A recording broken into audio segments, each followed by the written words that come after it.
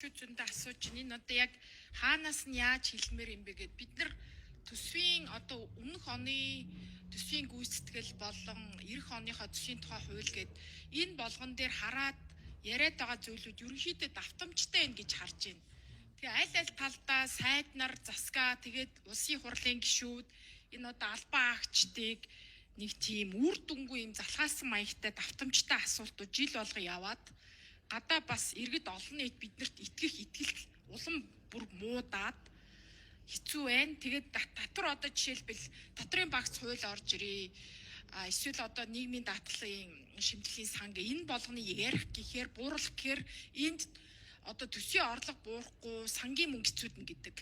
Гэтэл нөгөө талдаа энэ төсвийн орлого зарцуулалтын тайлан харахаар төсвийн гүйцэтгэл 2024 оны жишээлбэл төсвийн гүйцэтгэл харахаар үнэхээр юм бас харамсмар зүйлүүд байна.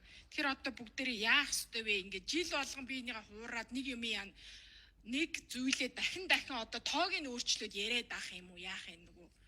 Айгу хэцүү юм. Одоо энэ сангийн яамны хүнийг харсан чи бүр өөртөө итгэлгүй бараг битгий сонсоосоо гэсэн шиг микрофоно дээшээч яаж чадахгүй арай хийж хариулж ямар хэцүү юм бэ? Та нарын ч буруу биш. Улс төрчид бас нөлөө үзүүлээд байгааг ойлгоод байна. За жишээлбэл санхүүгийн үндэсний аудитын газарчлалчлээ, төсвийн доктортой эдлийн зөвлөлжилчлээ. Энэ хараа төсвийн доктортой эдлийн зөвлөлийн тайлан бол сая хэвлэгдэж ирлээ. 18 зүйл 17 дугаар дээр жишээлбэл энэ юу гэсэн үг вэ? Засгийн газрын болон төсвийн захирагчид санхүүгийн тайланд хийсэн аудитын тайлангаар нийт 15.7 их найд төгрөгийн алдаа зөрчил илэрсэн байна. Энэ нь өөрөөр хэлэх юм бол улсын нэгдсэн төсвийн нийт зарлагын 49.9 гаруй хувьтай тэнцэж байгаа байхгүй юу? Тэгэхээр чи энэ чи маш харамсалтай байна. Энд хэлчихэд нь ш заавал гишүүд биднээс илүү ухаан шаардлагагүй. Энд хэлсэн тайлангуудад засгийн газрын байгууллагуудын үед буюу нийт төсвийн захирагчид төсөв санхүүгийн одоо сахилга батыг сахимаар байна, хууль тогтоомжийг мөрддөг баймаар байна. Хариуцлага хяналтыг сайжруулмаар байна гэдэг. Чангатгамаар байна гэдэг. Чангатгамаар байна. За энэ 17 өмнө нь бас Баярмаа гишүүн дурдж асуугаад баг шиг байна. 12 байхгүй юу? Түрүү ингээ янз бүр ингээ наагур цаагур оруулаад ингээ хүнийг улам ойлгомжгүй байдалд оруулаад хариулаад ах юм. Энэ 12 дээр хэлж штэ. Жилийн эцсийн санхүүгийн тайланд мөнгөн хөрөнгийн үлдэгдлээ тайлагнадгүй. Зөрүүтэй тайлагнсан, тайланд нэгтгүүлдэггүй. Минут усвал тоцдох 1 минутаа сунгаад авчи болгонтой ядараа.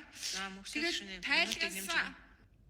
тайланд нэгтгүүлдэггүй, төсвийн хөрөнгийн зарцуулагдаагүй үлдэгдлийг төсвийн ерөнхий дансанд төвлөрүүлдэггүй, зориултын бус зүйлд үр ашиггүй зарцуулсан, ажилчдын цалин урамшуулал нэмэгдлийг илүү дутуу тооцож олгодог, сахилгын шийтгэлтэй ажилчдад үр дүнгийн урамшуул олгодог, татвар суутгаагүй, нягтлан бодох бүртгэлийн анхан шатны баримтгүй энтергээд бүр бүх боломжит хувилбар бүхий алдаа зөрчлүүдийг дурдаад бодлогын дүгнэлтийн зөвлөмжийг дор бүр нөхцөн байна. Тэр 18 одоо алдаа зөрчил олгондоо дандаа хэлдэг юм. Нөгөө төсвийн тухай хууль, зөрчлийн тухай хууль, төрийн хяналт шалгалтын тухай хууль зэрэг хууль тогтоомжуудад энэ төрлийн харилцааг шинээр авч үз шинжилэн тусгах шаардлагатай байна.